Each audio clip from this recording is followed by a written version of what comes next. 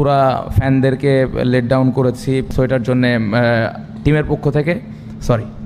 আপনার কাছে কি মনে হয় যে ভারতের বিপক্ষে যে ম্যাচটা আমরা খেলেছি সেই ম্যাচটাতে কিছু ডিসিশন নিয়ে সমালোচনা হয়েছে এবং সেটার মাসুল এই ম্যাচটাতে দিতে হলো, কিংবা বাংলাদেশ হয়তোবা সেই চেষ্টাটা করতে পারতো একটা ভালো কনফিডেন্স নিয়ে? না, ভারতের সাথে যে ম্যাচটা আমরা খেলেছি সবাই তার 100% দিয়েছে। যে এই বিষয়গুলো নিয়ে কথাবার্তা হয়েছে, আমার মনে হয় যে ডিসিশন ওয়াইজ শেখ মেহেদিকে আমরা খেলিয়েছি, একটা স্পিনার বেশি খেলেছি, ও ভালো বল করেছে।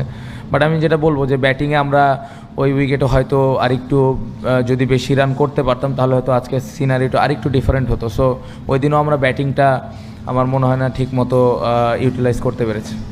এমন হার নিশ্চয়ই হতাশার, তারপরে আসলে এই হারটাকে কিভাবে আপনি ব্যাখ্যা করবেন?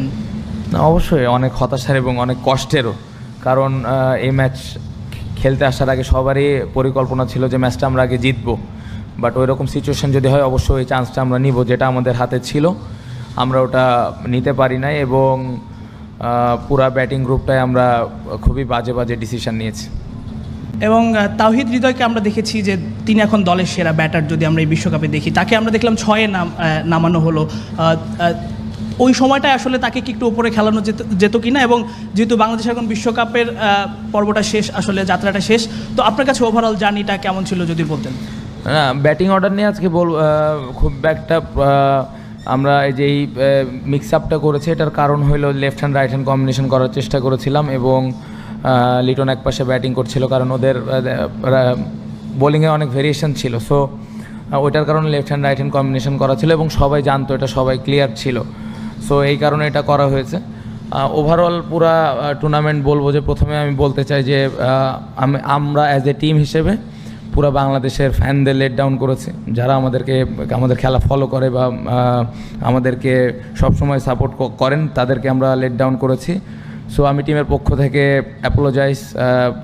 আমরা as a batting group specially আমরা দেশের মানুষকে ওরকম ভালো কিছু দিতে পারিনি, এটার জন্যে অবশ্যই উই ফিল সরি এবং গোয়িং ফরওয়ার্ড অবশ্যই আমাদের চেষ্টা থাকবে যে আমরা কিভাবে এখান থেকে বের হয়ে আসতে পারি। বাট পজিটিভ দিক অবশ্যই বোলাররা খুবই ভালো বোলিং করেছে।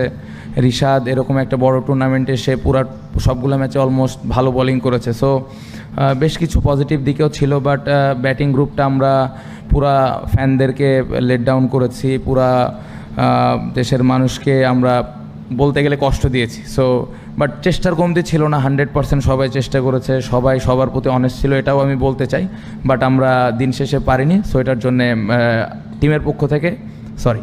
বাংলাদেশের ব্যাটিংয়ের 5 ওভার পরে যখন বৃষ্টি আসে এবং নবীর ওই ওভারটা অর্থাৎ পাওয়ার প্লে শেষ ওভারটায় মাত্র 3 রান নিতে পেরেছিলেন ব্যাটাররা। এরপরে আবার আমরা যদি দেখি 10ম এবং 11তম ওভারে মাহমুদুল্লাহর 5টা ডট, এর পরের ওভারে আসলে 3 রান 2 উইকেট হারানো, ওই জায়গাটাই কি আসলে আমরা সেমি স্বপ্নটা হারিয়ে ফেলেছি?